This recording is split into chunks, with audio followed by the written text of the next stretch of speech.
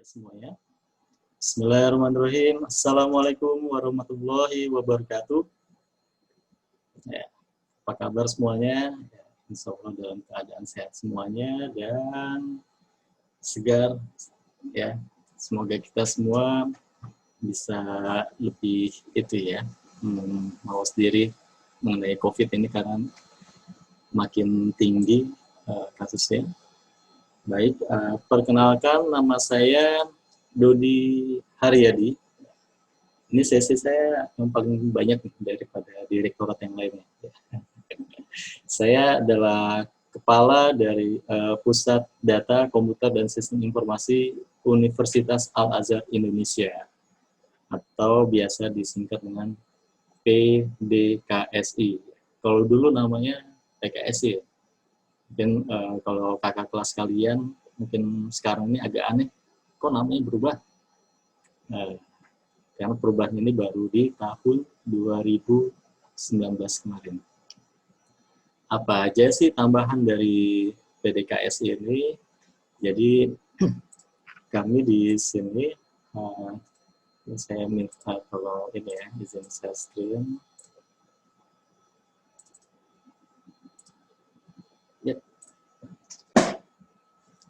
Pusat Data Komputer dan Sistem Informasi. Ya.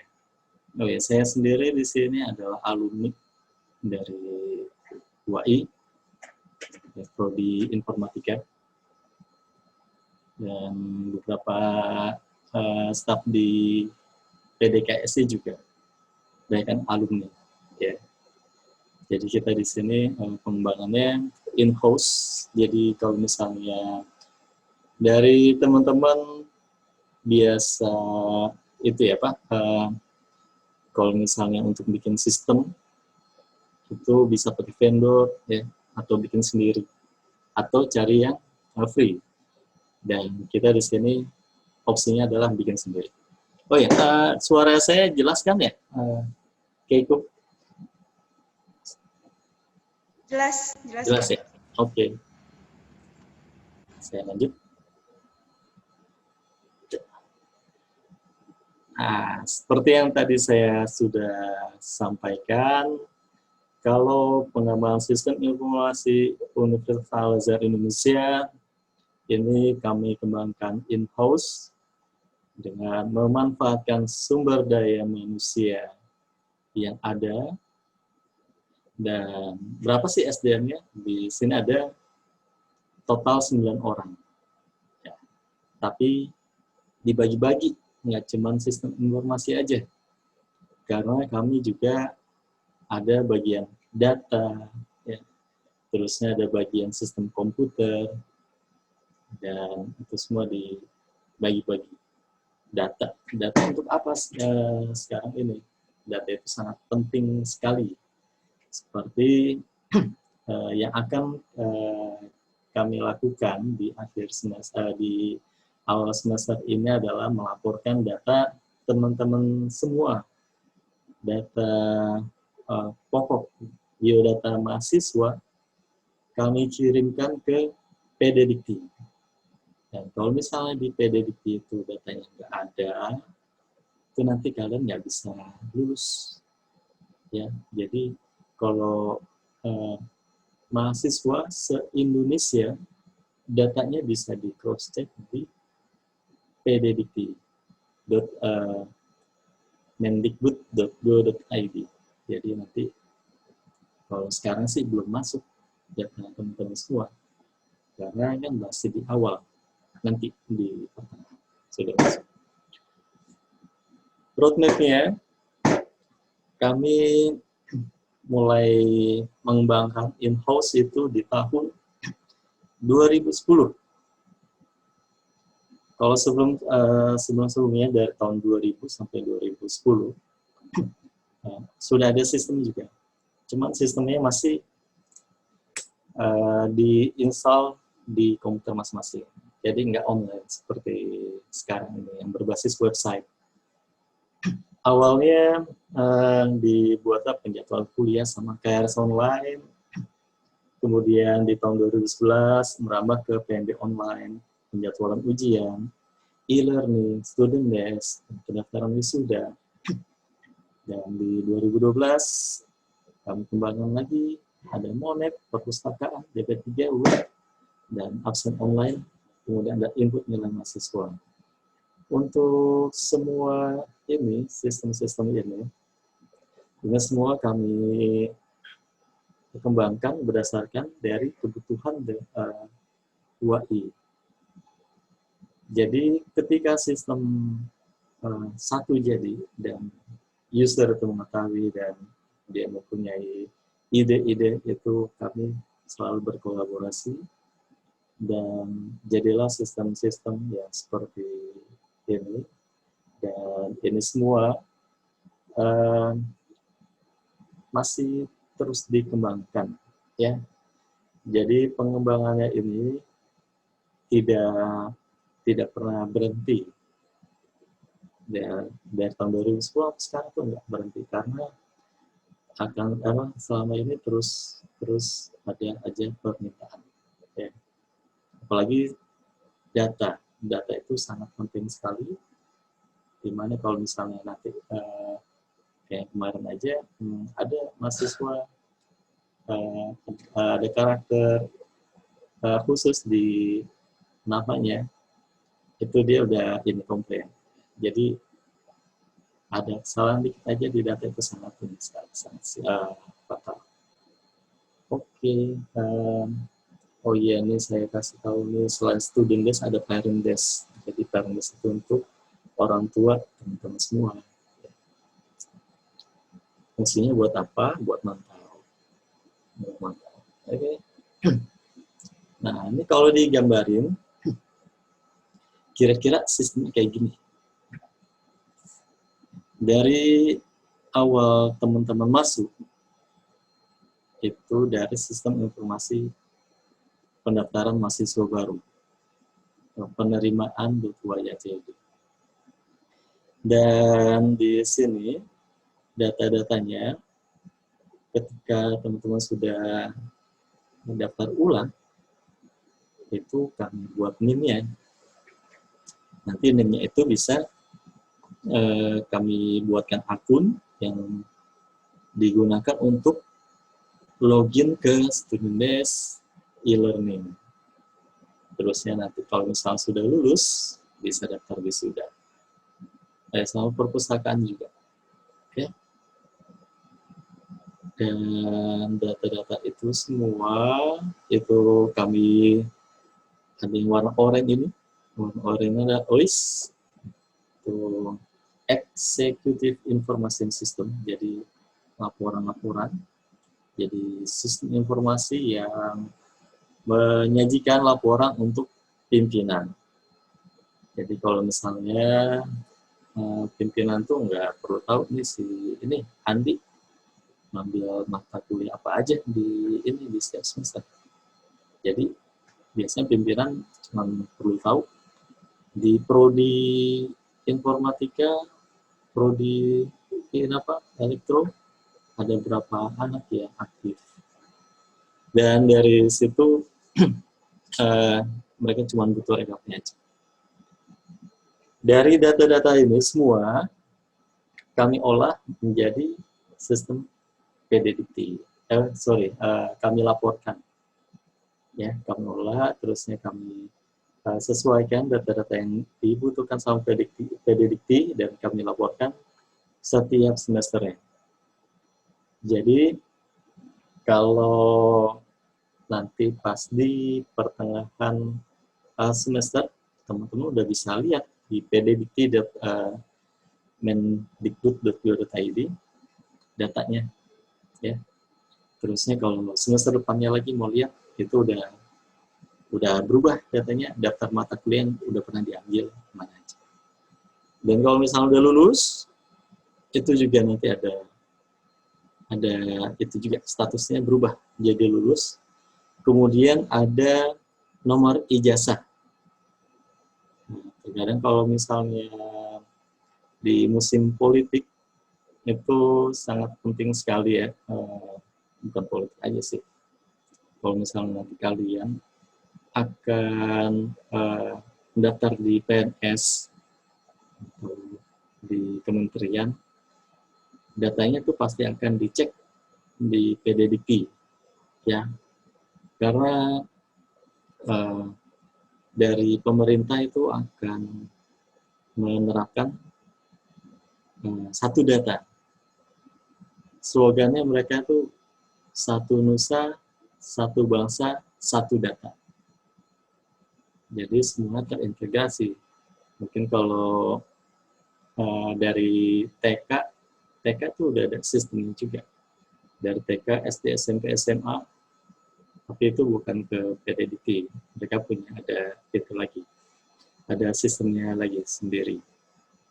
Kemudian baru ke PDDP sistemnya. Cuman perbedaannya cuma di itu aja, cuma di aplikasinya aja. Datanya sih mereka sudah terintegrasi melalui dari NIK, melalui kependudukan. Jadi pastiin nanti di pertengahan semester silakan cek. Oke. Nah, akun Student Desk. Nah, saat ini sedang berlangsung pengiriman akun studentdesk.yacd ke email teman-teman semuanya. Jadi silakan dicek di email yang teman-teman gunakan ketika melakukan pendaftaran ke UAI. Cek di inbox, kalau misalnya di inbox-nya nggak ada, cek di folder spam. Ya, jadi ketika teman-teman mendapatkan email itu silakan login ke Student Desk dan nanti teman-teman akan diminta untuk mengganti passwordnya dulu.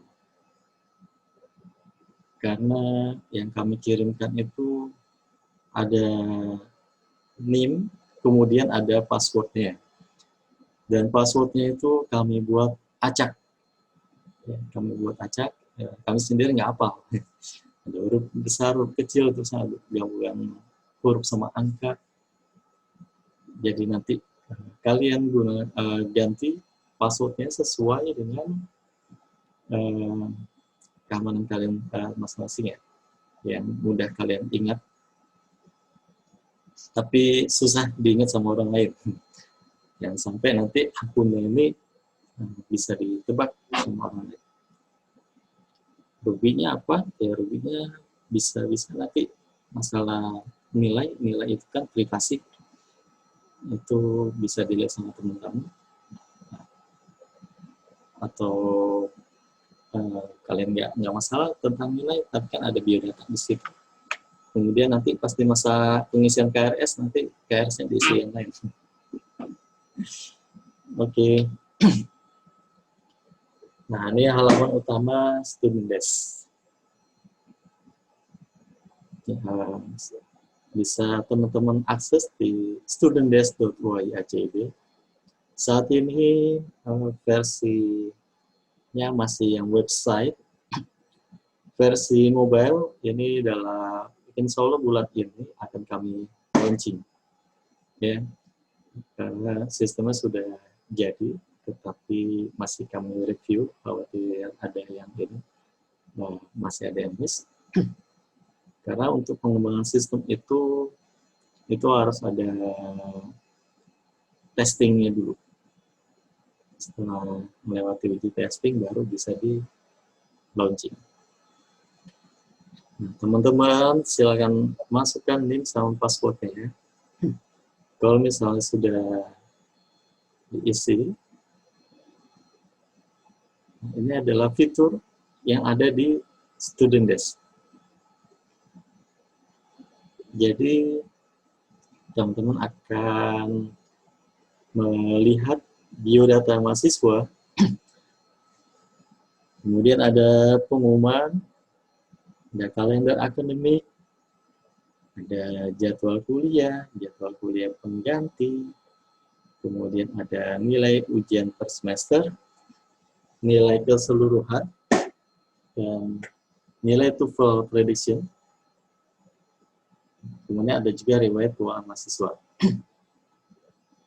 Kenapa nilai TOEFL prediction? Karena di sini kami bukan TOEFL, tapi masih prediksi aja. Kemudian namanya juga sudah ganti sekarang jadi UAI English Test. Ya, kamu ingat UET. UET.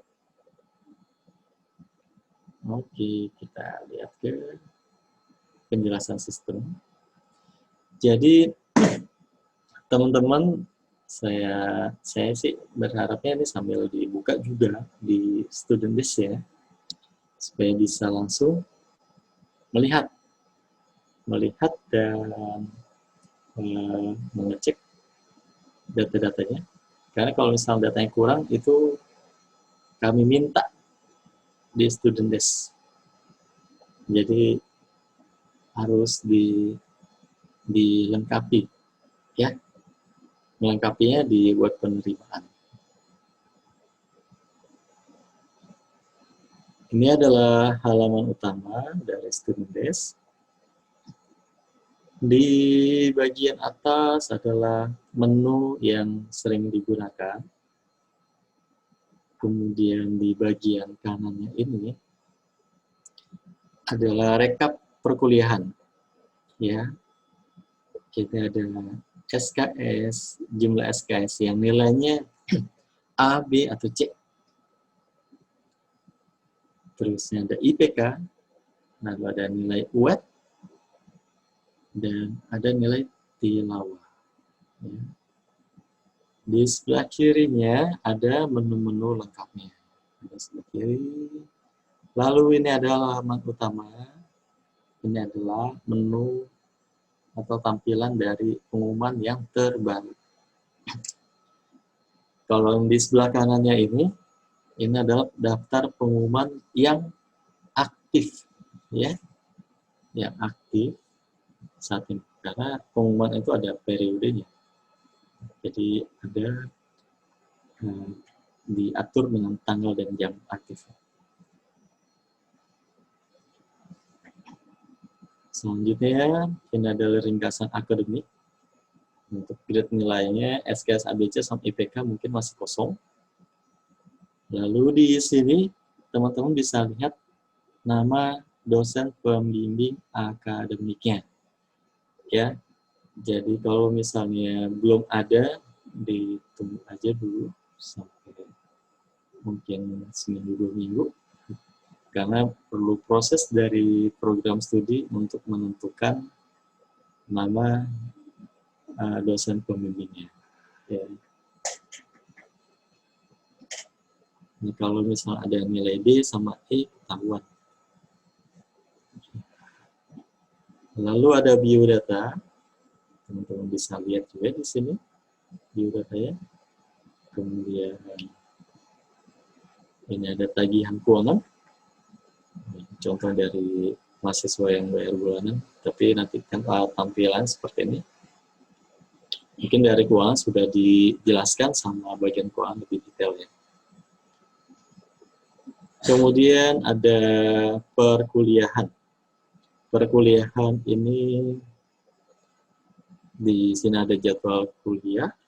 Di jadwal kuliah teman-teman bisa lihat mata kuliah yang diambil, kemudian jadwal kapan, waktunya itu, hari sama jam, nama dosennya bisa dilihat juga. Lalu ada ruang. Tapi kalau untuk semester sekarang itu dilaksanakan full online. Full online, jadi teman-teman ini nanti belajarnya pakai Zoom seperti ini. Dan ada satu lagi kami pakai adalah Microsoft Teams. Jadi teman-teman harap menginstal 2 aplikasi.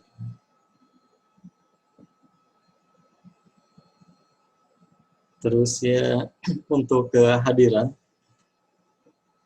saya rasa sih di sini kehadirannya nggak akan ada yang alfa ya. Mungkin alfa bukan karena terlambat, tapi nggak punya kuota internet. Tapi pemerintah sudah mulai bijak ya. Pemerintah itu sangat bijak akan memberikan kuota internet ke mahasiswa ya. Itu sedang itu juga sudah ada edarannya dari pemerintah. Kemudian ada juga hotspot gratis dari Pemprov DKI, tapi untuk wilayah DKI aja kalau itu. Untuk kehadiran ini kalian maksimal alpanya 4 kali, ya 4 kali. 4 kali itu kalau 1 minggu 1 pertemuan, 1 bulan kalian nggak datang. Jadi 1 bulan itu cukup lama kalau misalnya ada kabar, dan itu adalah waktu yang sangat banyak sekali dan cukup sekali untuk menghilang di dalam satu mata kuliah. Jadi kalau misalnya kalian lebih dari 4 alfanya, itu sistem akan memblok nilai ujiannya, nilai UAS, nilai UTS, itu akan diblok. Dan efeknya nilainya jadi rendah sekali, itu maksimal dapat D. Bisa maksimal dapat D. Dan efeknya lagi akan memperlama kalian buat lulus. Efeknya lagi ke orang tua kalian.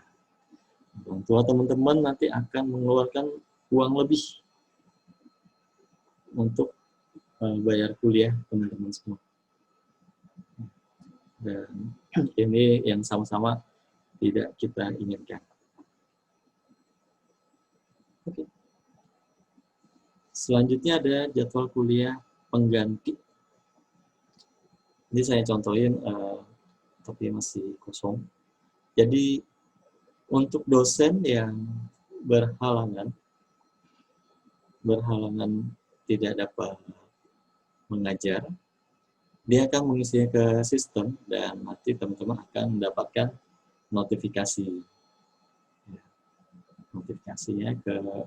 di sistem ini akan muncul pop up di sebelah kanan bawah, dan notifikasi ini juga akan ada juga di mobile phone nanti, di aplikasi mobile yang akan kami segera launching. Kemudian dan di jadwal kuliah pengganti ini ada dua notifikasi. Pertama itu jadwal kuliah si dosen yang berhalangan. Yang kedua itu kalau dosennya sudah punya tanggal pengganti. Itu nanti akan ada notifikasi lagi. Oke, terusnya untuk yang alpha, kalau misalnya teman-teman itu ternyata, oh ini saya alpha emang karena ada urusan yang sangat penting atau sakit, itu ada fitur ya di Student Desk untuk mengklaim kehadiran. Jadi yang alpha itu nanti bisa jadi sakit atau izin. Dan sakit atau izin ini tidak kami anggap alpha. Jadi kalau misalnya kalian ada alpha 4, kemudian sakitnya 3, itu masih bisa ikut ujian. Tapi untuk yang sakit sama izin itu syaratnya sangat ketat sekali dari Direktorat Akademik. Yang saya ingat kalau sakit itu harus ada hasil lab, ya, pengecekan lab, dan itu kalau udah di opnam, udah dirawat inap. Jadi kalau teman-teman, saya pusing, ya, saya hidungnya mampet, itu aja, tetap dipaksain masuk. Dan kan sekarang online kemudahannya, ya jadi teman-teman nggak perlu pergi, ya, jadi cuma di rumah aja. Oke. Kemudian di sini ada daftar nilai semester aktif.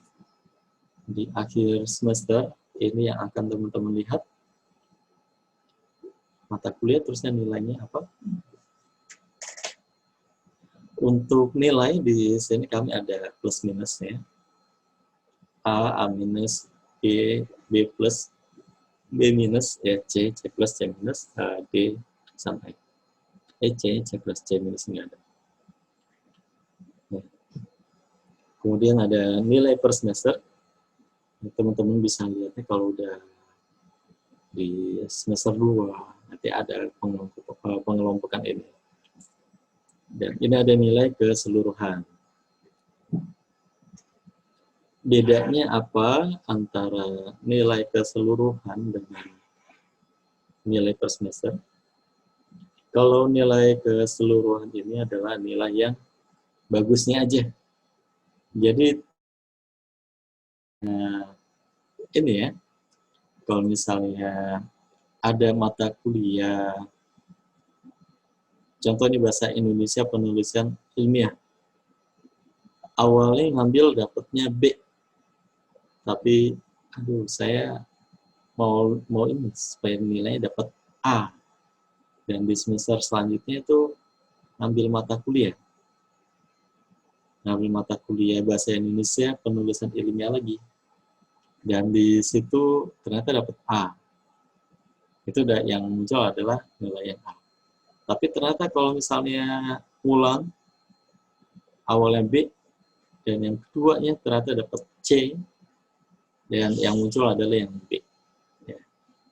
Jadi di daftar nilai keseluruhan ini adalah transkrip nilai teman-teman semua. Jadi kalau misalnya kalian ulang, ini adalah nilai yang paling baik, yang terbaiknya. Kemudian untuk dari peraturan akademik, untuk lulus tidak boleh ada nilai D. Ya, jadi itu adalah peraturan baru. D-nya nggak boleh. Dan kalau misalnya mau kumlot itu IPK-nya di atas 3, 3,5 gitu. Itu nggak boleh ada nilai C. Ya, nggak ada nilai C. Oke, dan next. Ini ada chat online. Jadi teman-teman bisa komunikasi dengan dosen pembimbing, ya. Ini melalui chat online. Mungkin pas di awal-awal dipakai, dan juga ketika mengisi KRS online.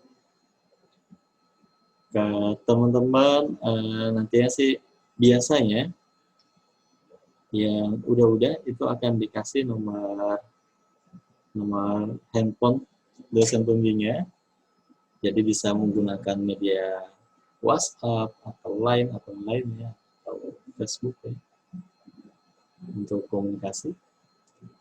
Dan bisa juga disediakan grup untuk teman-teman satu angkatan. Okay. Oh iya, ntar dulu, ini ada masalah jadwal kuliah. Semester 1 ini teman-teman tidak perlu mengisi KRS online.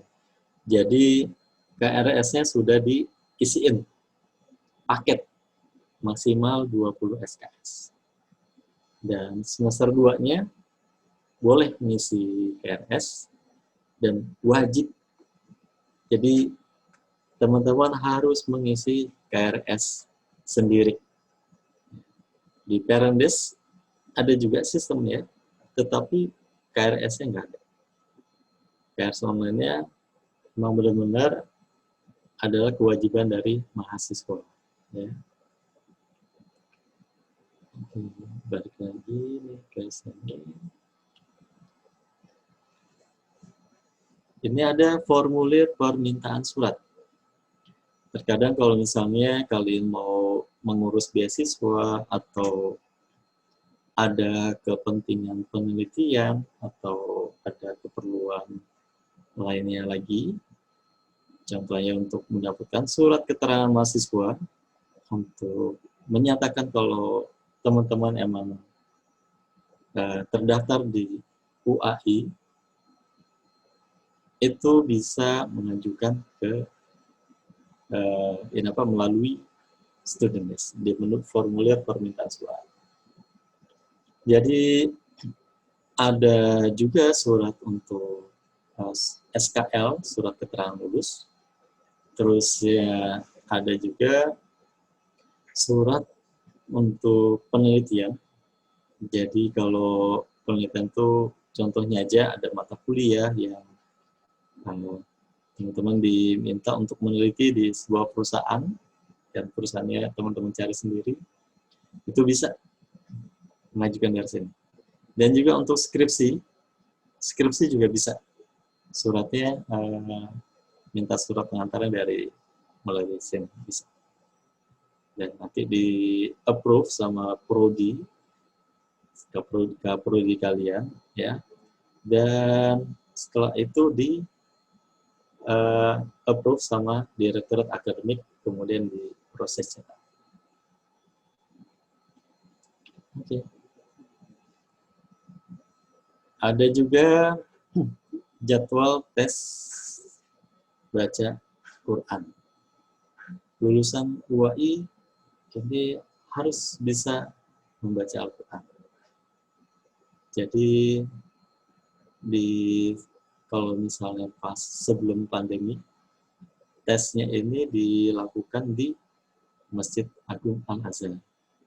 Tapi pas pandemi ini dilakukan secara online. Mirip seperti ini. Nanti kalian diminta baca satu persatu, ya. Dan dari situ nanti bisa dinilai oleh penguji. Pengujinya ada Imam Masjid Agung Al-Azhar. Kemudian ada juga dosen-dosen dari program studi agama Islam yang ada di UAI. Untuk pertama kalinya, teman-teman tidak dikenakan biaya.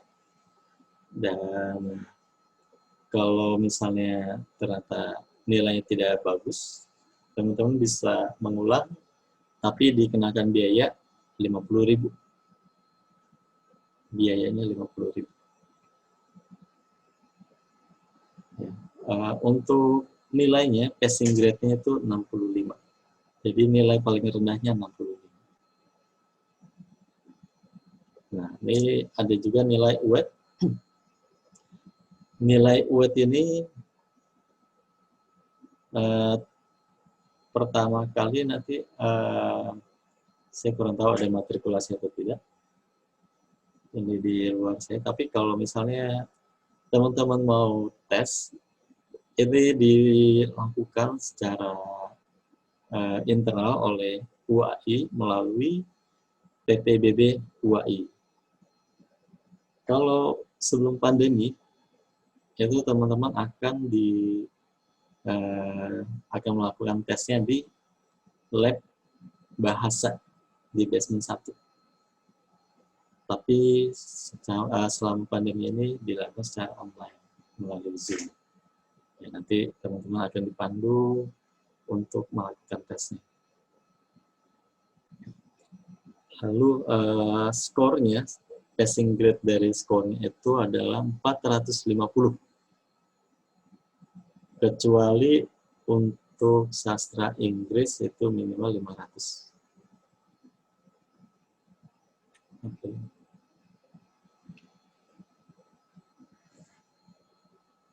Di sini selanjutnya ada pusat download dan peraturan bagi mahasiswa. Teman-teman bisa lihat di sini untuk kalender akademik, cari yang paling baru. Terusnya buku pedoman akademiknya juga cari yang paling baru. Ya. Nah, ini yang gak kalah pentingnya, kartu tanda mahasiswa. Jadi untuk KTM ini, kalau dulu sebelum pandemi, kita bekerja sama dengan fotografer profesional seperti Tarzan. Terusnya nanti teman-teman ada jadwal buat sesi fotonya dikasih Pak Prodi. Dan jadilah seperti ini ya, fotonya bagus-bagus. Ini standar dari studio foto. Tapi untuk sekarang, teman-teman upload sendiri di Student Desk dengan ketentuannya itu adalah background-nya biru muda seperti ini. Ya. Kan mirip-mirip kayak background kalian, background kita nih saat ini. Terusnya pakai jas alma mater. Kalau nggak ada, pakai kemeja putih. Resolusi fotonya harus besar, jadi nggak pecah-pecah. Kalau ngedit sendiri itu pastikan kalian bisa pakai Photoshop ya. Maksudnya bukan bisa, tapi ahli ya. Karena kalau bisa sementara dia bisa langsung jadi, tapi hasilnya berantakan. Ya. Itu sering kami terima foto seperti itu dan kami tolak. Jadi setelah teman-teman upload, itu nanti kami cek dulu fotonya sesuai dengan standar atau enggak. Kalau misalnya enggak standar, enggak sesuai sama ketentuan, nanti kami reject, tidak kami setujui. Ini batas waktunya sampai 27 September 2020. Karena kami perlu foto teman-teman untuk kami cetakkan kartu tanda mahasiswanya. Ya. Masalah pengiriman akan kami informasikan kembali. Ya. Pengiriman atau pengambilan ya, itu menyusul ya. Baik, untuk Student Desk mungkin sampai di sini. Ini yang paling penting lagi nih, ini kontak dari PDKSI. Teman-teman bisa menghubungi kami melalui WhatsApp di nomor ini. Dan ada email juga pksi@uayacg. Ini bisa juga teman-teman scan QR code-nya. QR code-nya bisa di-scan dan nanti akan diarahkan ke WhatsApp. Dan kami fast respon di WhatsApp di hari dan jam kerja. Selebihnya kami akan berusaha semaksimal mungkin untuk segera membalas, merespon. Paling tidak besokannya sudah dibalas. Oke, untuk Student Desk sampai di sini dulu. Dan untuk materi e-learning akan dibantu oleh teman saya, yaitu dengan Mas Yuda Agung Perkasa. Jadi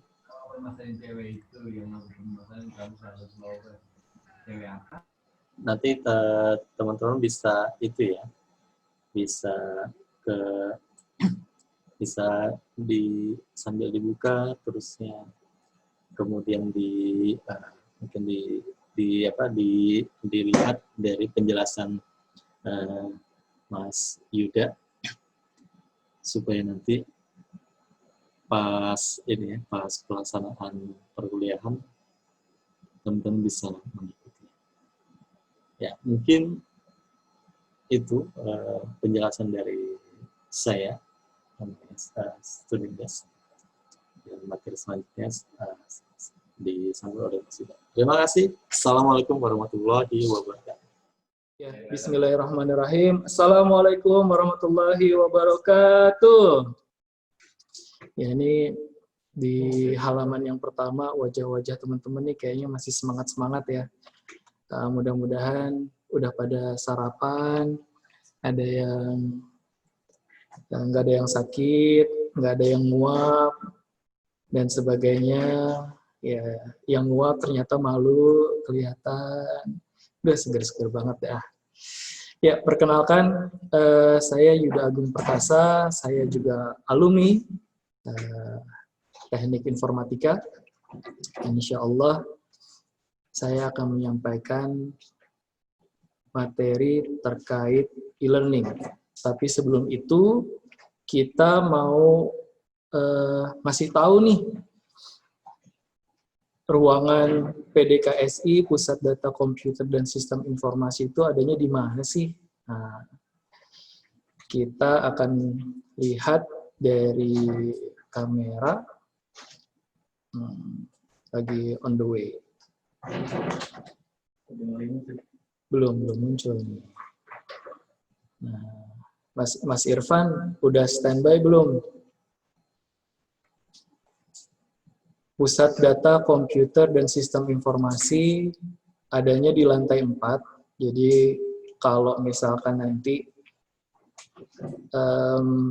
situasi corona ini sudah normal, sudah hilang, teman-teman perkuliahannya sudah offline di kelas. Nah, mudah-mudahan teman-teman nggak pernah mampir ke ruangan saya.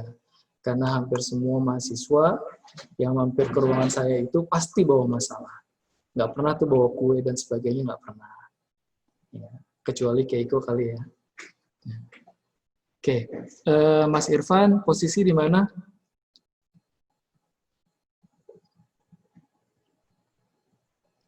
Mas Irfan. Kita mau ngasih spotlight lewat kamera.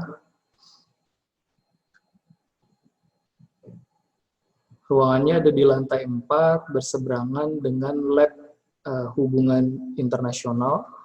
Lab HI-nya ini khusus untuk pertemuan mahasiswa dan menerima tamu dari luar negeri. Bersebelahan dengan Sekretariat Fakultas Ilmu Sosial dan Ilmu Politik, dan juga ruang server.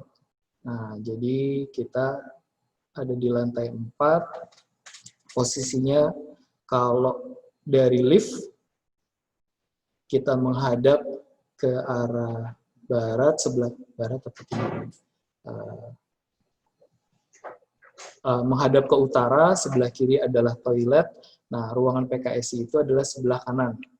Pintu kedua, nah ini dia udah masuk nih.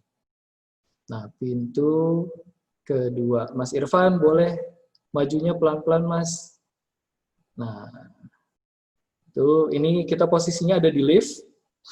Nah, ini Mas Irfan sudah berada di lantai 4. Nah, itu Pak Dodi yang barusan presentasi. Oke. Nah, sebelah kanan ini ada tulisan FISIP, ini adalah ruang dosen. Itu ada mading kakak-kakak pengurus FISIP dari Ilkom dan sebagainya. Nah, ini dia ruangan PDKSI. Namanya masih yang lama, Pusat Komputer dan Sistem Informasi. Ini ruangannya, jadi jangan sampai nyasar, apalagi nyariin dosen FISIP, tapi masuknya ke PKSI, ruangan kita 409. Nah, ini dia ruang kerja kita, dan saya ada di sini. Sekali lagi, saya berdoa semoga teman-teman nggak ada yang mampir ke sini. Ini ruangan saya. Nah, ini ruangan kepala UPT. Nah, ini server kita. Pokoknya selama ini kalau misalkan kita cabut satu aja, satu bagian, internetnya nggak nyala itu. Padahal yang kita cabut cuma satu kabel. Nah, habis ini Mas Irfan akan pamer ke ruang server kita. Kita servernya sendiri, jadi nggak host di vendor. Artinya kalau ada trouble dan sebagainya, kita bisa handle sendiri. Nah, buat masuknya pakai kartu. Cuma kartu ID card staff dari PDKSI yang bisa akses.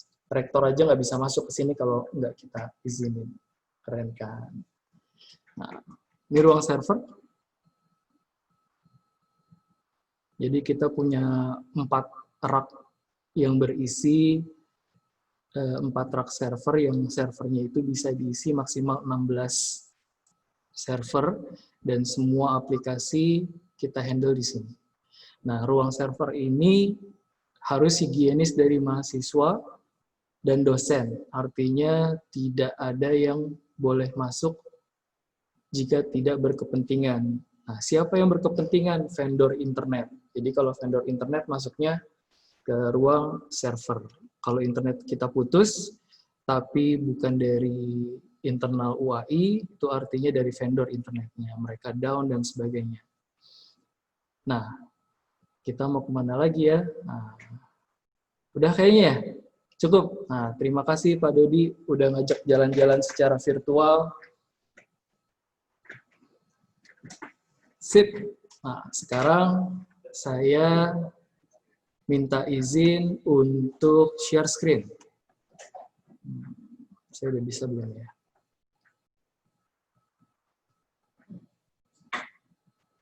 Oke, saya udah bisa share screen. Nah, teman-teman bisa melihat sekarang tema kita adalah tentang e-learning, dan panduan ini sudah terupdate pada tanggal 18 Maret 2020.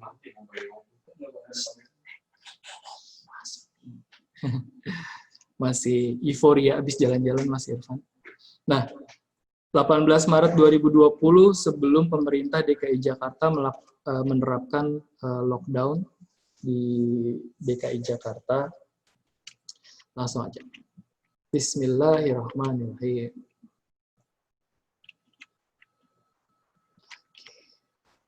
Pada dasarnya teman-teman ini udah familiar dengan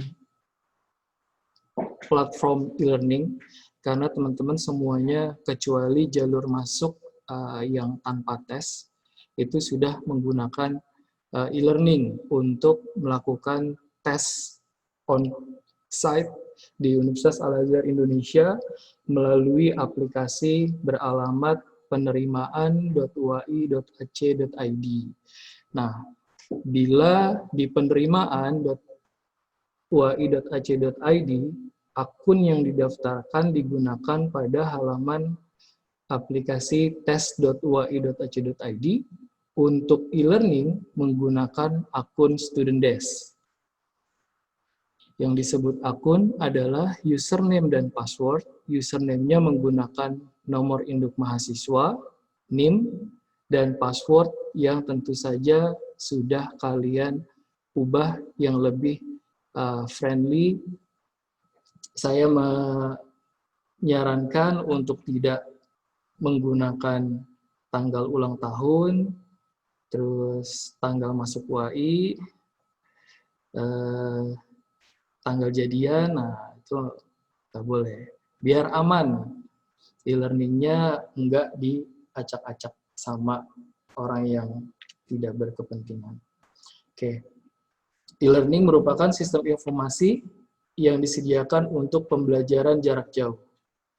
Fungsi yang utama itu adalah mendownload materi kuliah dan mengumpulkan tugas.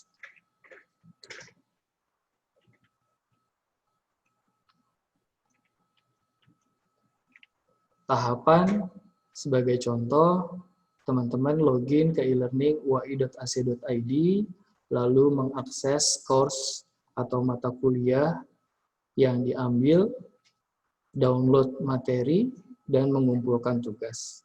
Mata kuliah ini disesuaikan dengan paket mata kuliah yang sudah ditentukan dari setiap program studi masing-masing. Ada yang mengambil 7 mata kuliah, ada yang 6 mata kuliah, ada yang mungkin 8 mata kuliah, tapi total SKS-nya itu semuanya 20 untuk mahasiswa baru semester 1.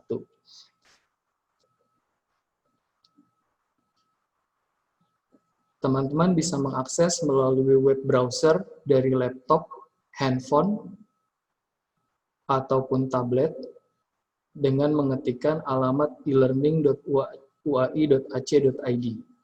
Nah, ini diketikkan di alamat URL browser teman-teman dengan lengkap. Jangan mengetikkan e-learning spasi UAI terus langsung di browse ke Google.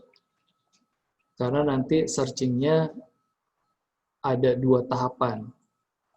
Enter pertama muncul pada hasil pencarian Google, posisinya memang paling atas. Tapi teman-teman harus mengklik link hasil pencarian. Nah, shortcutnya ketik semuanya di elearning.uai.ac.id. Login menggunakan akun Student Desk. Akun Student Desk ini akan bisa mengakses e-learning selama status akademik teman-teman itu aktif. Emang ada yang bisa nggak aktif? Ada cuti, sudah lulus, mengundurkan diri, atau dikeluarkan. Nah, kalau mahasiswa cuti, itu masih bisa mengakses Student Desk. Alumni masih bisa mengakses Student Desk. Tapi alumni dan mahasiswa cuti tidak bisa mengakses elearning.uai.ac.id. Mahasiswa aktif yang disebutkan adalah mahasiswa yang terdaftar pada tahun ajaran dan semester aktif, yang artinya teman-teman semuanya saat ini sudah terdaftar pada tahun ajaran 2020-2021 semester ganjil. Nah, silakan dicoba untuk mengakses Student Desk terlebih dahulu dan mengubah password default yang diberikan oleh kami menjadi password teman-teman sendiri. Nah, perlu diingatkan untuk hari ini teman-teman belum bisa mencoba akun Student Desk-nya di e-learning karena kita akan melakukan migrasi data pada tanggal 7 September nanti. Jadi nanti setelah tanggal 7, teman-teman baru bisa ngintip-ngintip e-learning-nya.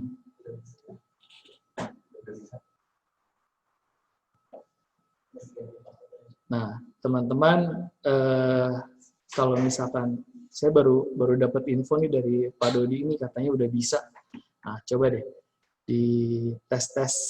Yang penting masuk dulu ke Student Desk, update password, nanti akan kita rasakan feel-nya ketika pas saya menyampaikan demo untuk di e-learning ini. Oke. Nah, ini adalah homepage. Homepage itu halaman utama, halaman pertama yang teman-teman akan lihat ketika setelah login. Jadi diketik di browser elearning.uai.ac.id, teman-teman akan dihadapkan pada halaman login. Silahkan login dengan menggunakan akun Student Desk, username-nya adalah NIM, password-nya adalah password milik teman-teman. Ketika sukses login, halaman inilah yang teman-teman akan lihat. Kita menyebutnya homepage, halaman utama, halaman pertama. Ya. Nah, teman-teman akan dihadapkan pada panduan penggunaan e-learning dan mata kuliah yang teman-teman ambil pada semester ini. Dipastikan kalau misalkan teman-teman kelas paralelnya adalah A, mata kuliah yang ada di dalam sini adalah A. Jika teman-teman paralelnya B, C, dan D, nah ini juga kelasnya. Jangan sampai nyasar. Karena kalau misalkan nyasar, nanti teman-teman yang rugi. Ruginya kenapa? Teman-teman tidak akan dianggap hadir di dalam perkuliahan. Nanti akan saya perlihatkan, saya tunjukkan kenapa sih aktivitas kita di e-learning ini menjadi penting dalam kehadiran. Pak Dodi tadi sampaikan batas maksimal teman-teman boleh tidak hadir dalam sebuah pertemuan perkuliahan sebanyak 4 kali, yang artinya di setiap pertemuan topik pembahasan di dalam e-learning hanya 4 topik pembahasan yang teman-teman tidak ikut berpartisipasi. Nah, tidak berpartisipasinya dalam hal apa nanti akan saya demonstrasikan. Oke, ini ada menu garis 3, kami menyebutnya burger menu karena bentuknya kayak burger.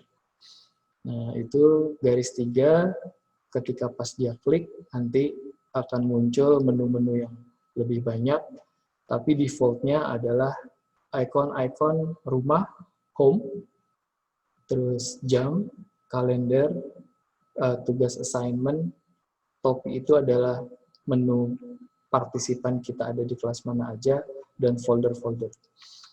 Lalu, jika teman-teman ingin sign out, bisa langsung close tab pada browser, atau lebih secure itu lebih aman, itu menggunakan klik logout. Nah, munculnya di mana? Ini ada ikon orang di pojok kanan atas, abu-abu, teman-teman bisa upload foto di situ.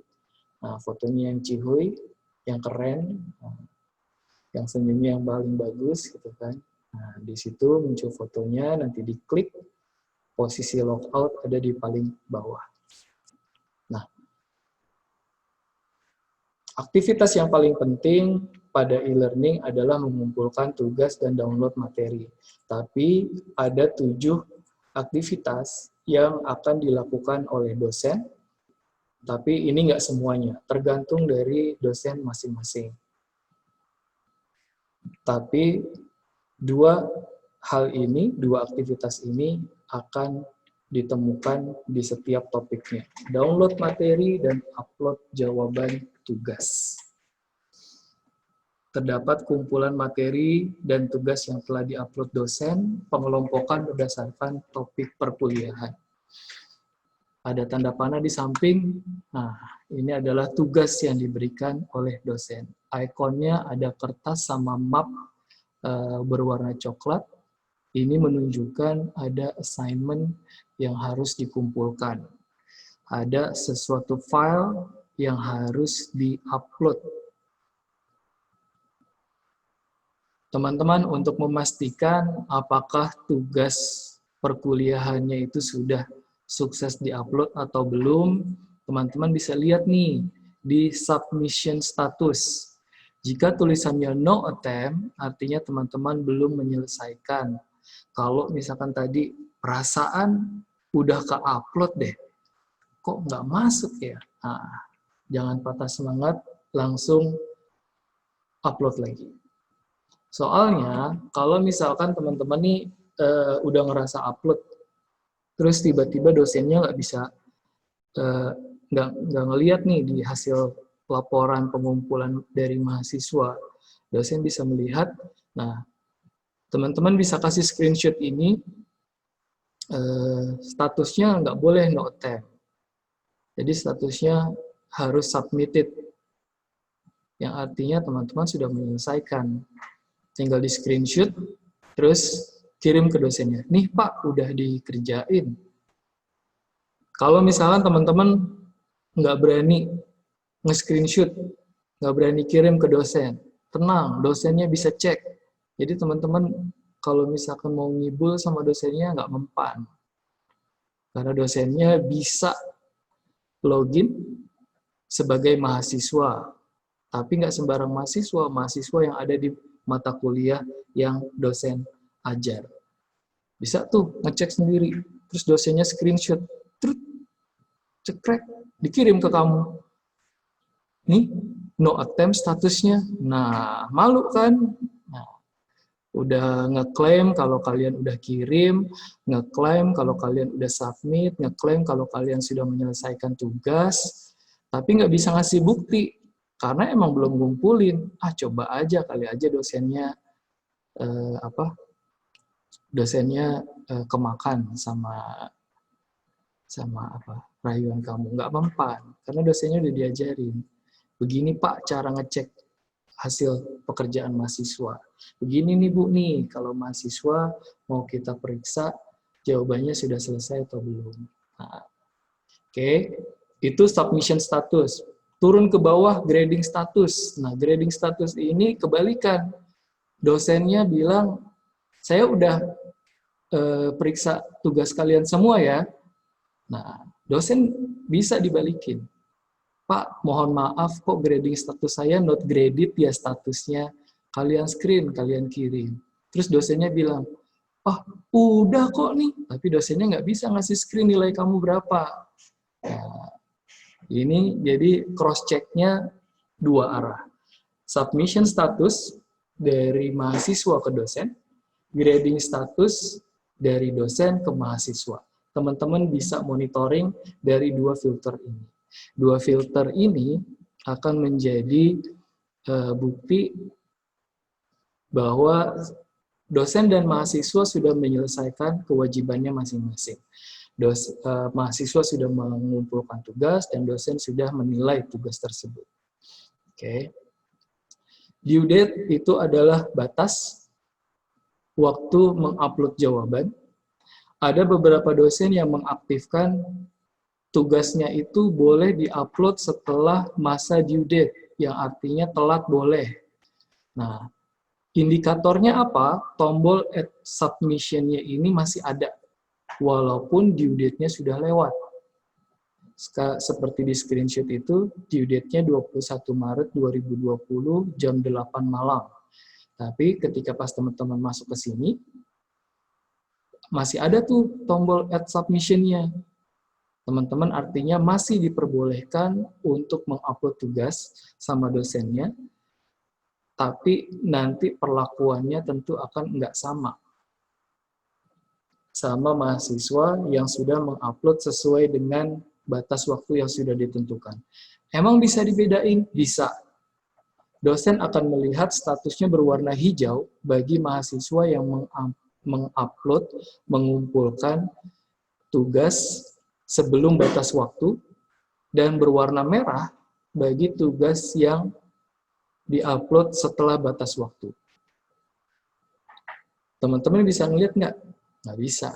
Tapi teman-teman bisa melihat dari sistem yang sini. Di sininya, due date-nya tanggal 21 Maret, jam 8 malam, tapi teman-teman ngupload-nya tanggal 22. Terus teman-teman bilang, screenshot. Pak, saya udah kirim nih. Nih lihat status saya, submitted. Iya, dosennya senyum-senyum aja baca chat dari kalian. Iya, emang ngumpulin, kan saya emang izinin. Tapi statusnya warna merah nih. Nah, bisa teman-teman kalau jawabannya benar semua dapat 100, kalau telat mungkin cuma dikasih 70 atau 60.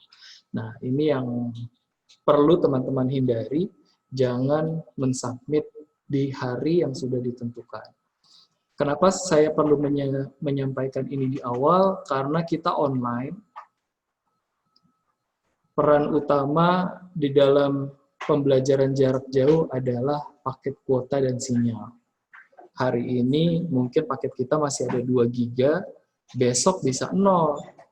Karena tanpa tidak sadar, teman-teman tethering, orang rumah make, langsung blast. Ketika pas penting buat upload tugas, nggak punya kuotanya. Nah, pas mau ngisi, bingung, nggak ada yang ngasih tethering. Nah, saya menyarankan, mengingatkan, dan menekankan pengumpulan tugas, teman-teman harus lihat due date-nya ini, tanggal berapa, dan pastikan sebelum hari H, teman-teman sudah sukses melakukan submit. Oke. Nah, perlu deskripsi yang lebih jelas jika dosen tidak memberikan informasi terkait bagaimana caranya teman-teman mengupload, apakah cuma asal upload dan sebagainya. Saya menyarankan teman-teman itu menuliskan deskripsi pada kolom online text, nama lengkap, NIM, dan kelas. Kelas itu kayak teknik industri, TI 20H. Itu artinya mahasiswa teknik industri, kelas 20, angkatan 2020, kelas paralel A.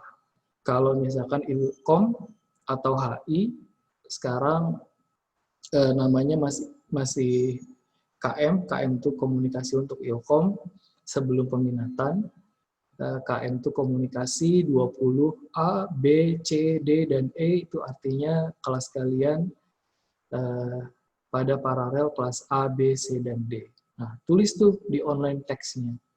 Nama lengkap, NIM, dan kelas kalian kelas apa. Untuk memastikan dosen nggak tertukar-tukar, ini siapa. Nah, file submission, saya juga menyarankan teman-teman untuk menuliskan penamaan file itu jangan dari bawaan komputer. Misalnya teman-teman mengerjakan file Word. Word itu kan biasanya penamaannya file 1 atau judul yang diketik paling atas, kalimat paling atas itu disimpan menjadi file. Nah, ini harus teman-teman save as, terus rubah penamaan defaultnya menjadi nama mata kuliah, terus NIM kalian, kalau perlu nama, sama kelas. Jadi misalkan mata kuliahnya literasi komputasi. Nah, filenya tulis literasi komputasi itu biasanya disingkat menjadi litkom, terus strip atau garis tengah, terus nama subjeknya misalkan pengenalan logika. Nah, dari situ nanti teman-teman rubah penamaan filenya menjadi litkom, strip materi pembahasan, pengenalan logika, strip NIM kalian. Jadi dosennya nggak bakalan pusing tuh ngecek. Oh, ini jawabannya dia. Nah, di dalamnya teman-teman di halaman pertama biasakan juga, kan biasanya kalau kita bikin soft file itu ada cover. Nah, covernya juga ada nama mata kuliah, topik pembahasannya apa, terus nama dosennya kalau perlu, nama teman-teman NIM dan kelas. Nanti insya Allah aman deh, gitu. Ini nggak bakal ketukar-tukar. Kan bahaya ya, nilai kita seharusnya bagus, terus karena ketukar sama teman-teman yang lain, cuma karena dosennya ketukar file, kita yang rugi. Nah, ini bisa dihindari dengan penulisan yang rapih di sini. Oke, nah sekarang kita langsung masuk ke demonya. Saya masuk ke login, saya sudah menyiapkan.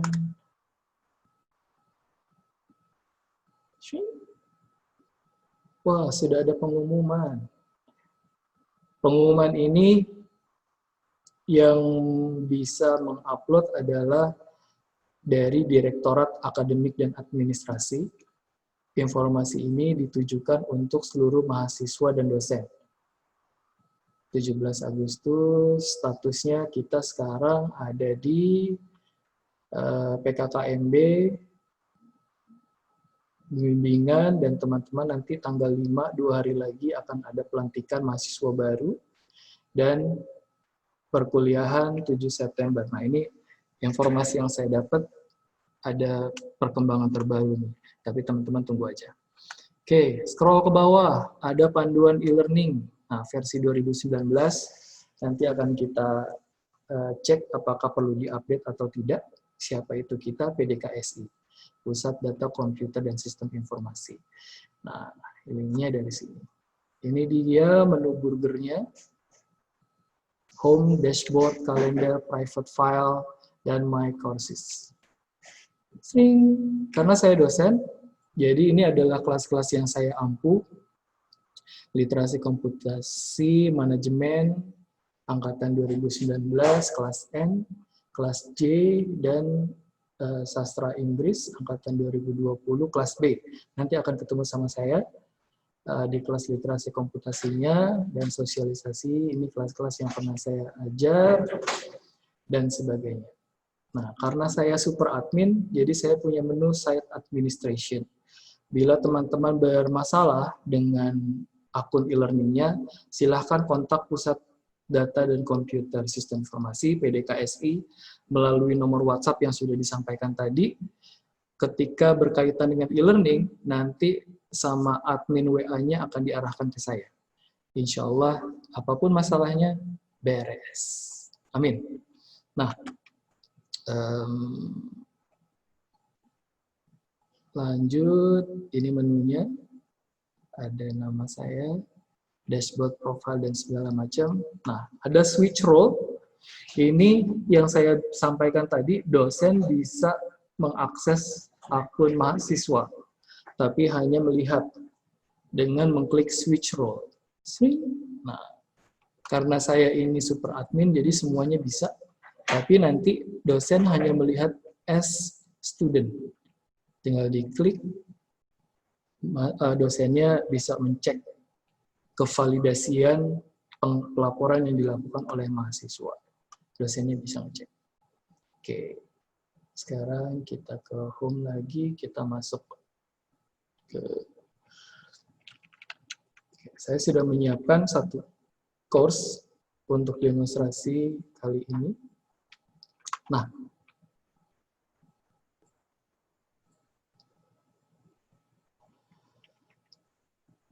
ini adalah contoh course yang bisa saya perlihatkan untuk sesi kita kali ini.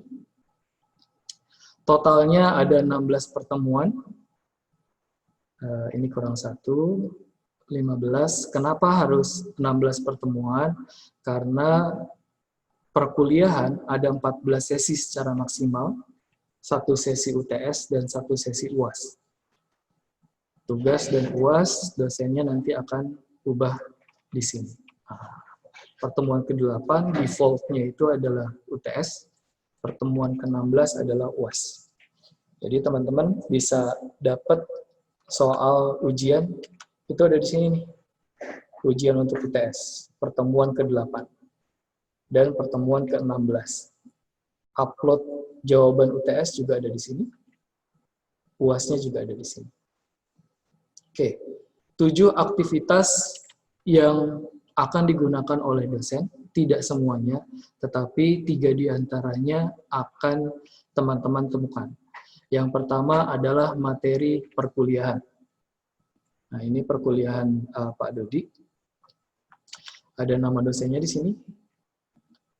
Bisa juga nggak ada. Terus, tema topik pertemuan, kontrak perkuliahan dan RPS. Nah, apa saja yang bisa dikirimkan oleh dosen? Ada materi perkuliahan yang ditampilkan adalah dalam bentuk file PowerPoint, file PDF, lalu file ini file apa ya? Oh, saya nggak hafal nih ikonnya. Nah, terus update pengumpulan tugas, assignment, file Word, assignment. Ada forum diskusi. Kita akan main-main sama ini nanti, forum diskusinya. Oke, di pertemuan kedua, tidak banyak, tapi ada deskripsi. Tugas besar pengembangan sistem informasi untuk suatu marketplace. Nah, deskripsi ini bisa dosen buat untuk pengarahan apa yang harus dilakukan oleh mahasiswa pada topik pertemuan kedua. Deskripsinya ada di sini, teman-teman bisa lihat. Pertemuan ketiga, ini ada tes, quiz. Nah, di sini teman-teman sekalian, peserta PKKMB 2020 sudah familiar dengan pos tes pemrosesan quiz ini. Tipenya adalah quiz. Jadi kalau ada kertas, posisinya dicentang. Nah, ini tesnya bisa pilihan ganda, seperti teman-teman waktu tes seleksi di sini. Bisa juga deskripsi. Deskripsi itu pertanyaannya, jawabannya harus diketik di dalam form yang sudah disediakan. Oke, terus ada materi dari YouTube. Nah, nanti akan ada dosen yang bisa mengupload file YouTube-nya. Jadi YouTube-nya linknya nggak perlu diklik di sini, tapi bisa langsung di-play. Atau file-file PowerPoint yang bersumber dari website luar, di-embed di situ, bisa. Jadi ada 7 aktivitas minimal yang dilakukan oleh dosen adalah penguploadan materi perkuliahan, ini 1. Kedua, assignment, tugas. Yang ketiga adalah quiz, centang ini. Yang keempat adalah forum. Yang kelima, multimedia, penggunaan sources dari luar, salah satunya YouTube. Yang keenam apa ya? Forum. Ya, saya lupa. Oke, dari sini kalau untuk materi kuliah, teman-teman bisa download, klik. Nah, muncul di sini. Ini artinya sudah tersimpan. Terus untuk tugas ada di sini. Nah, di sini partisipannya 20, submitted 20. Ini formnya dari dosen ya. Partisipan 20, submitted 20, artinya seluruh mahasiswa sudah melakukan submit pada tugas. Oke. Terus kita akan main dengan forumnya yang mana ya?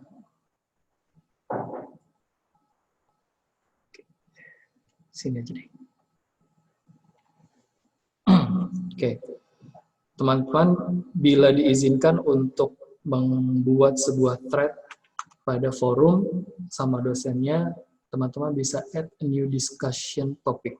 Tapi kalau misalkan link biru ini nggak ada, artinya teman-teman tidak diizinkan sama dosen.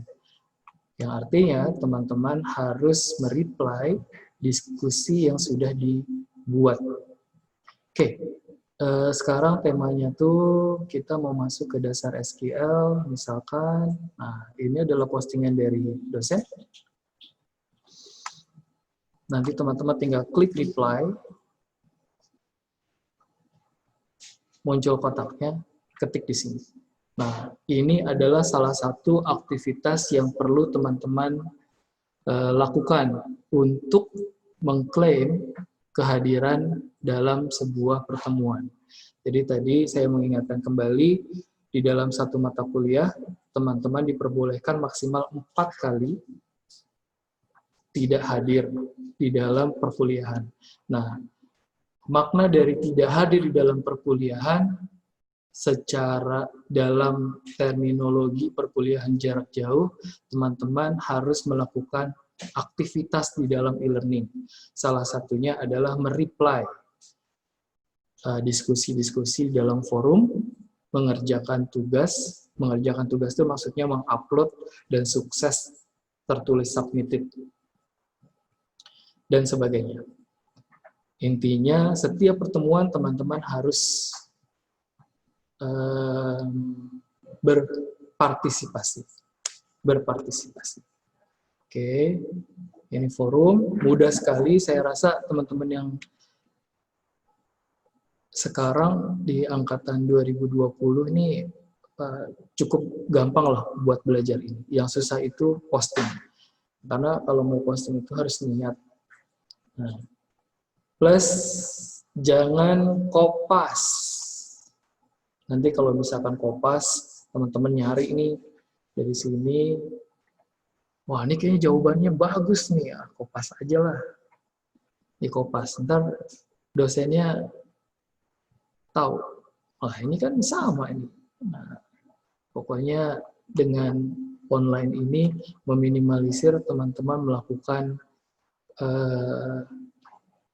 aktivitas plagiasi minim. Nah, plagiasi minim ini adalah copy paste. walaupun diubah-ubah dan sebagainya, dosen pasti bakal ngerti. Oke, kontrak perkuliahan dalam bentuk forum diskusi untuk pengumpulan tugas, tadi juga sudah saya sampaikan.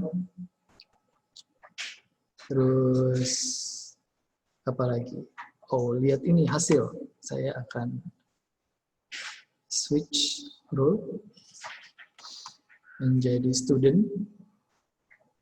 Nah, ini posisinya saya sebagai mahasiswa. Oke. Jika teman-teman melihat ketika saya klik partisipan, yang muncul adalah teman-teman kita yang masuk dalam kuliah ini. Jika ada yang salah kamar, cepat-cepat diingetin.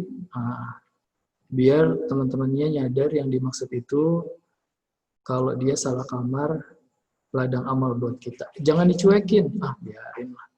Atau misalkan teman-teman lagi kesel nih sama teman yang kebetulan nyasar kelasnya. Biarin aja lah.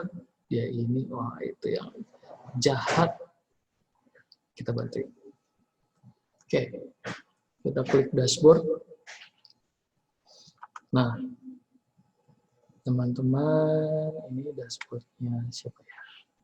Oh, dashboard saya. Harus masuk sebagai student. Oh, masih saya.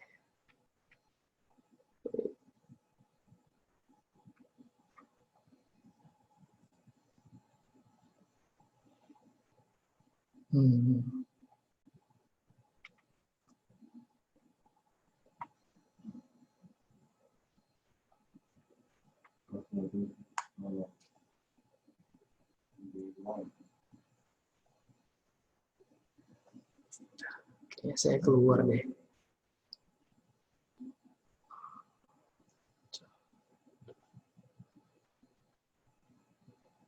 Contoh course. Oke.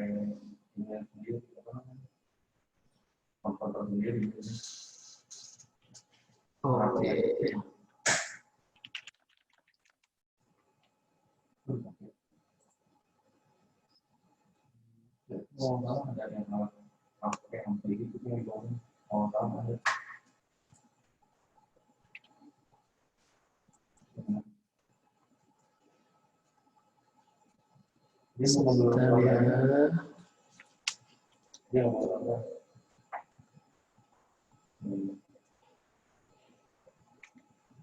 Saya kayaknya perlu logout dulu nih. Begini.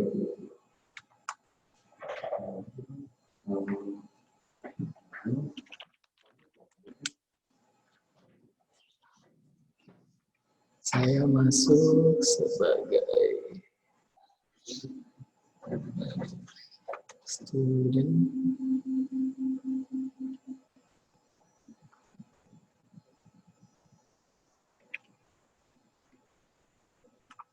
Sudah dikirimkan.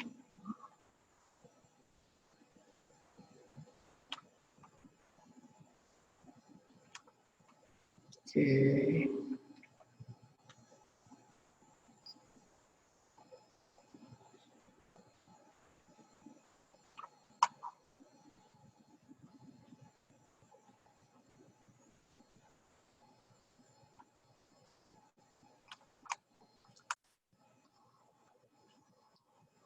Saya balik ke saya dulu. Terus saya klik partisipan. Masuk sebagai. Nah, ini dia. Ini teman-teman dicek. Ini data teman-teman, semuanya saya login sebagai student. Lanjut.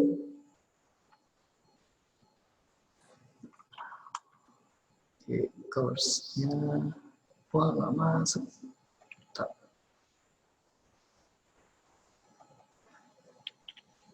Saya harus masuk ke...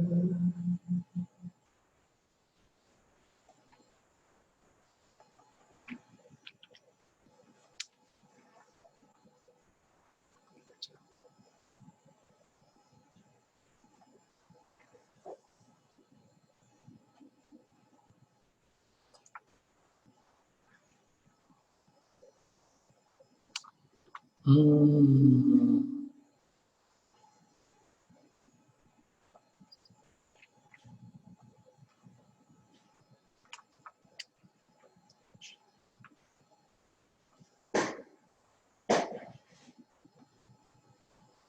Oke, saya masuk ke home.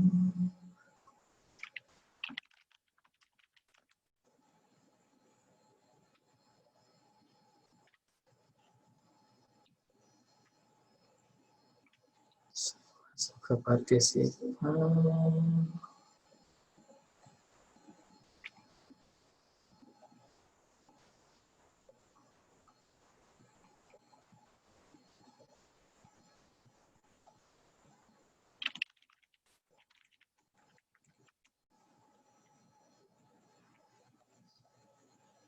Wah, nggak terdaftar juga. Oke, lagi. Saya mau kasih lihat nih ke teman-teman dashboardnya untuk mahasiswa.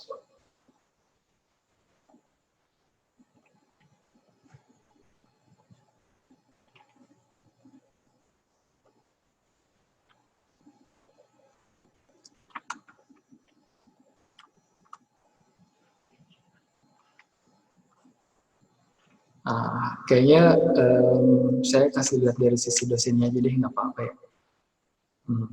Oke. Saya mau kasih lihat fitur course completion.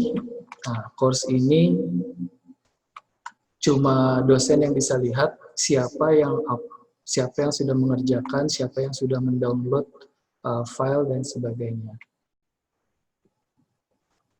Nah, ini dosennya bisa melihat dari nah ini tema-tema yang topik-topik yang dibuat sama dosennya, terus ngeceknya gimana, kita bisa lihat ke sini.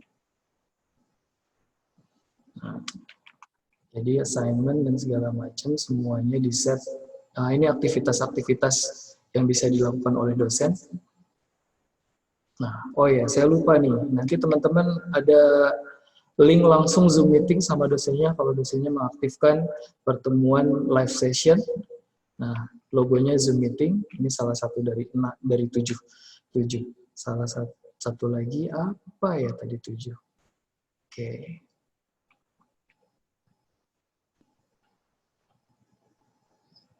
Ini datanya.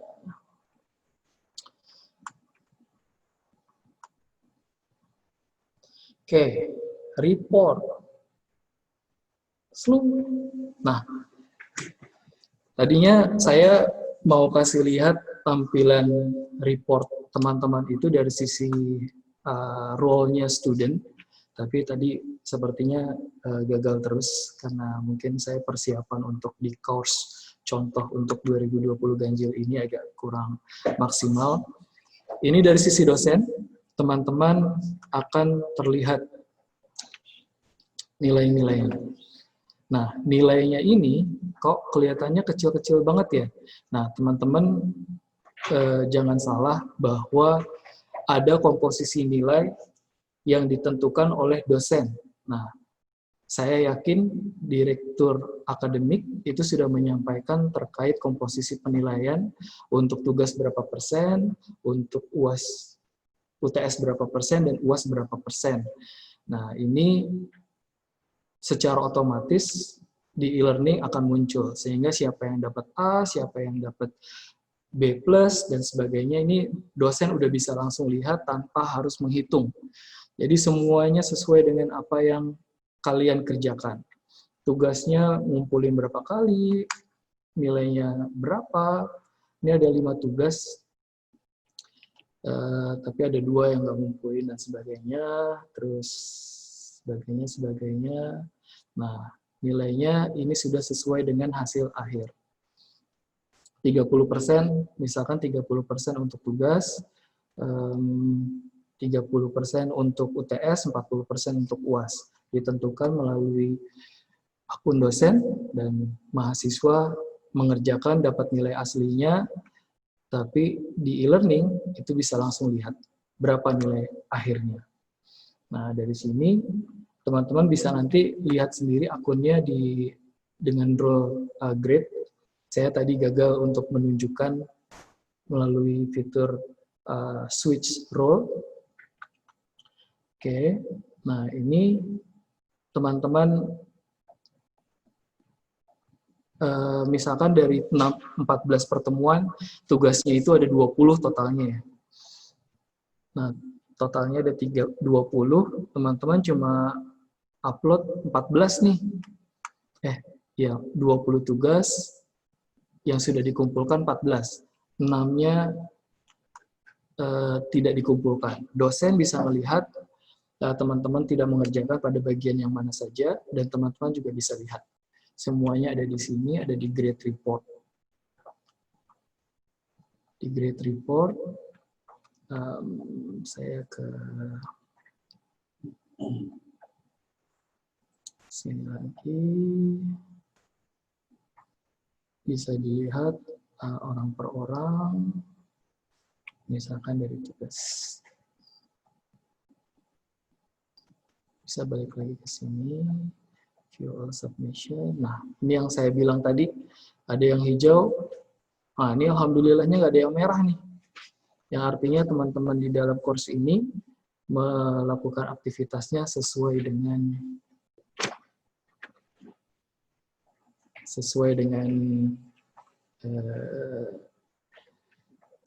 dengan waktunya, batas waktu. Nah, pokoknya kalau udah aman kayak gini nih, udah aman. Kalau statusnya not submitted, terus teman-teman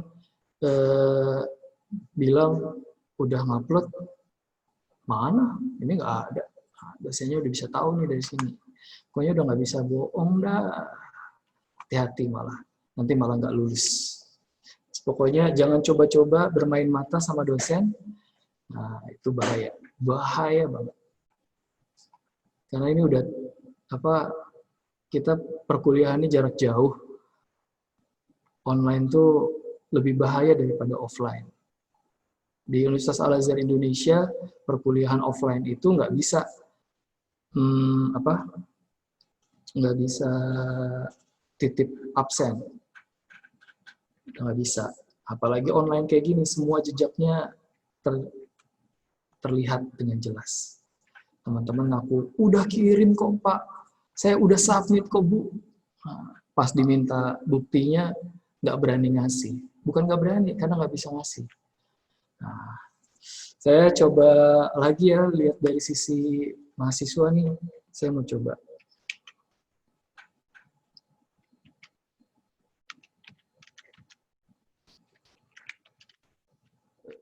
Ini kebanyakan.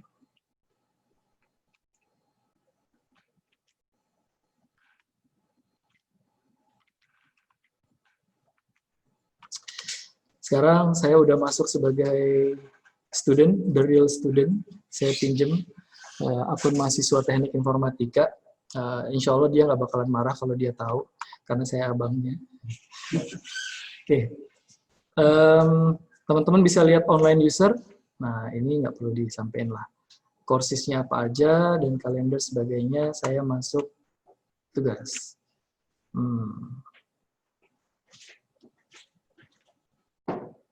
Nilai dosen, temanya banyak banget. Nah, ini UTS pertemuan ke-8.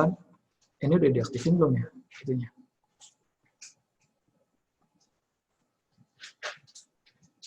Soundnya masuk ya, Van? Sound masuk. Oke, lanjut.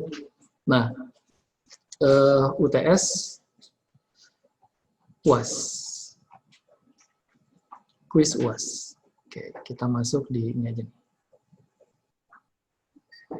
Nah, ini dia, teman-teman. Pastikan kalau udah upload tugas dan segala macam, statusnya adalah finish, submitted. Nggak boleh enggak. Ya. Pokoknya ini statusnya harus kayak gini nih. Inilah yang nanti teman-teman bisa klaim, screenshot ke dosennya. Pak, ini saya udah statusnya finish, submitted-nya di hari Monday itu Senin, 15 Juni nih Pak, nih udah nih Pak. Kok saya nilainya masih belum ada nih Pak, not yet graded, Bapak nggak ngerjain ya? Nggak juga sih, jangan kayak gitu, ntar malah dikasih C. Mending C, kalau nggak bahaya. Ya, bahasanya mesti sopan, santun, dan chatnya mesti di jam kerja, jam perkuliahan. Jangan tengah malam di chat, Pak, kok saya belum dinilai? Nah, jangan. Nggak boleh ya. Oke, ini screenshot di sini, statusnya kirimin ke dosen sebagai bukti kalau teman-teman udah ngerjain. Oke, terus tugas dan sebagainya, itu sudah, kita ke report. Nah, ini yang mau saya pamerin.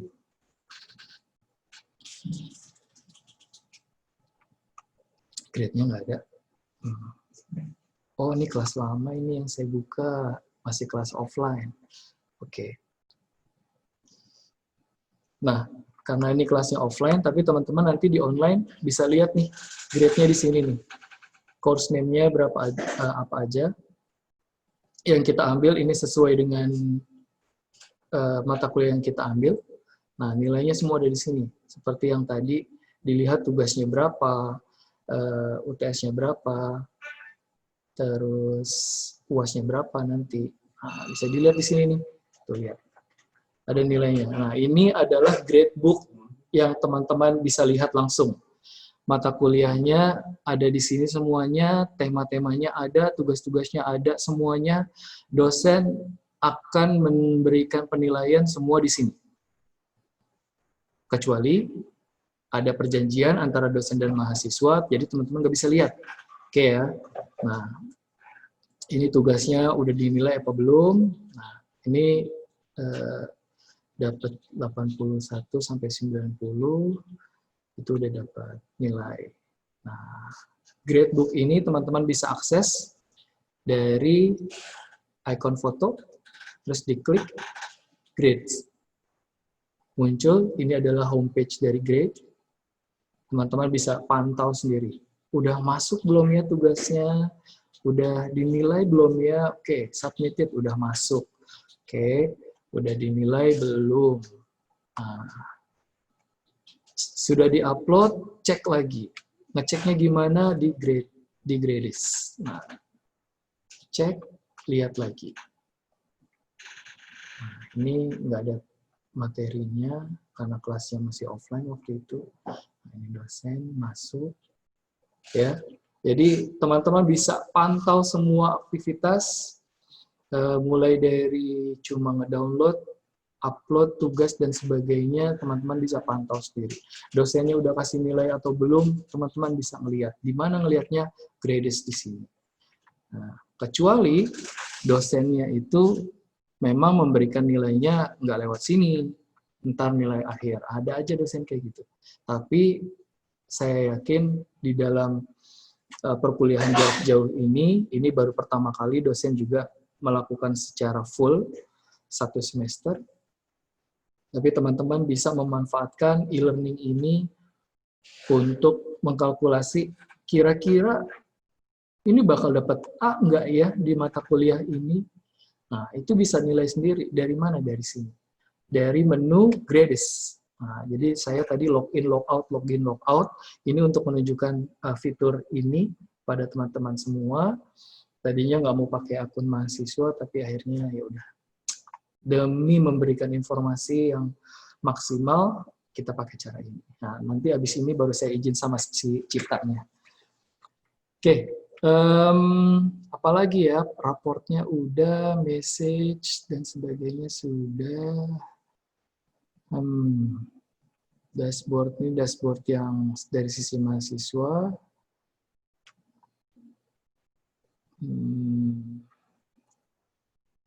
Apalagi ya, nah ini mata kuliahnya. Saya rasa untuk pengantarnya ini aja. Saya yakin banyak pertanyaan dari teman-teman sekalian dan kita punya waktu 30 menit untuk sesi tanya jawab. Mungkin saya kembalikan ke MC dulu. Sekian dari saya. Mohon maaf atas segala kekurangan. Assalamualaikum warahmatullahi wabarakatuh.